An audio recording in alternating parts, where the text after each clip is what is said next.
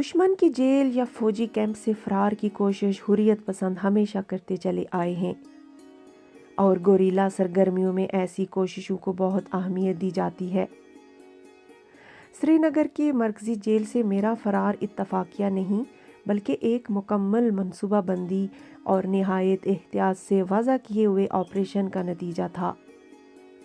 میرا نام ہے صنم شہزادی اور آپ سن رہے ہیں سری نگر جیل سے فرار کی کہانی۔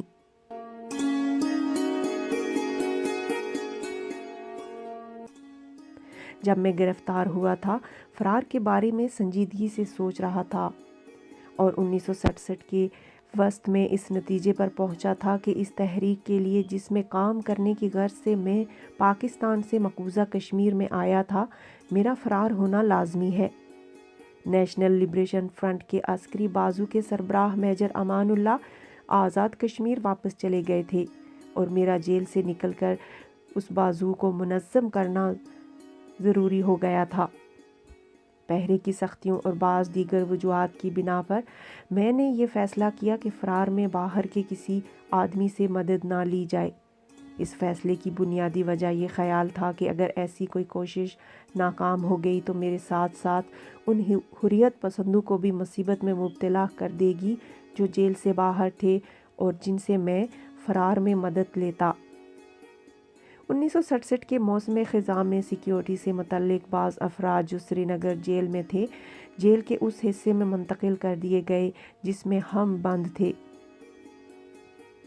جیل کے اس حصے کو جہاں ہماری رہائش تھی زنان خانہ کہتے تھے، جسے زنانہ جیل بھی کہتے ہیں۔ ان قیدیوں میں گلزمان، جمس خان اور غلام یاسین خان شامل تھے۔ اول ذکر دونوں 1965 کی جنگ میں آزاد کشمیر کے علاقے سے مقبوضہ کشمیر میں داخل ہوئے تھے اور غلام یاسین مقبوضہ کشمیر پاکستان کے لیے جاسوسی کے الزام میں گرفتار تھا۔ ان تینوں کا تعلق آزاد کشمیر سے تھا۔ ان کے آنے سے ہماری تعداد 6 ہو گئی۔ میرے ساتھ پہلے سے صوبیدار کالا خان اور میر احمد قید تھے۔ ہم بیرک کے کمرہ اے میں رہتے تھے۔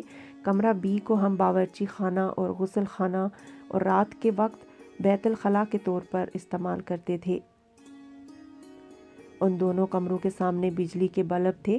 اس کے باوجود باہر سے ہم پر مسلسل اور کڑی نگرانی کی جاتی اور ہر وقت 2 سے 4 تک محافظ وہاں موجود رہتے۔ ایک کے پاس ٹین یا ٹامی گن اور 3 رائفلوں سے مسلح ہوتے۔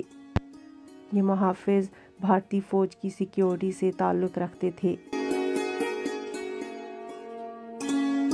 فرار کے لیے ہم نے جو منصوبہ بندی کی اسے 3 حصوں میں تقسیم کیا جا سکتا ہے۔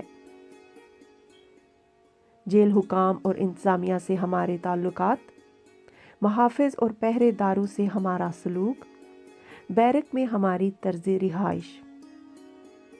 جہاں تک جیل حکام اور انتظامیہ سے تعلقات کا سوال ہے، میری پالیسی یہ تھی کہ انہیں یہ احساس دلایا جائے کہ ہم نہایت معقول اور مہذب افراد ہیں۔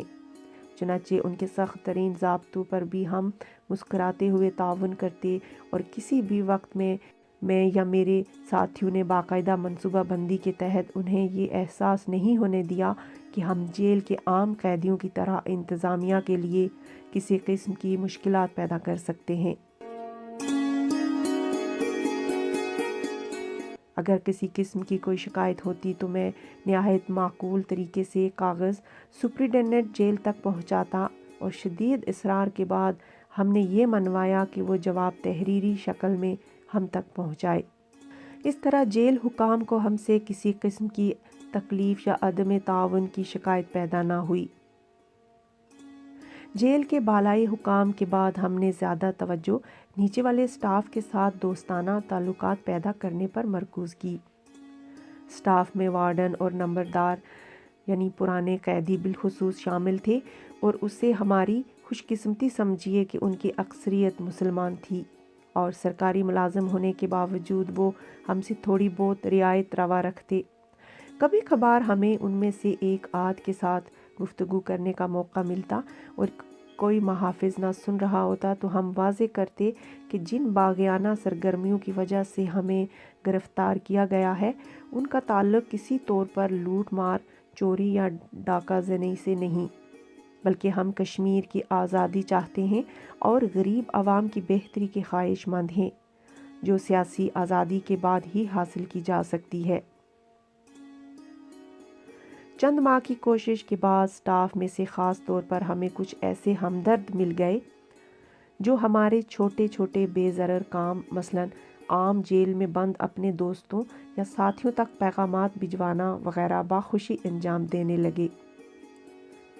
جہاں تک محافظوں کا تعلق ہے، ہم ان سے کسی قسم کی ہمدردی کی توقع نہ رکھتے، کیونکہ وہ باقاعدہ مسلح فوج سے آئے تھے اور اپنا فرض پوری مستعدی سے انجام دیتے تھے۔ البتہ ہم انہیں زیادہ سے زیادہ اطمینان پہنچانے کی کوشش کرتے اور کبھی ایسا موقع نہ دیتے کہ ان کے لیے ہماری نگرانی مشکل ہو۔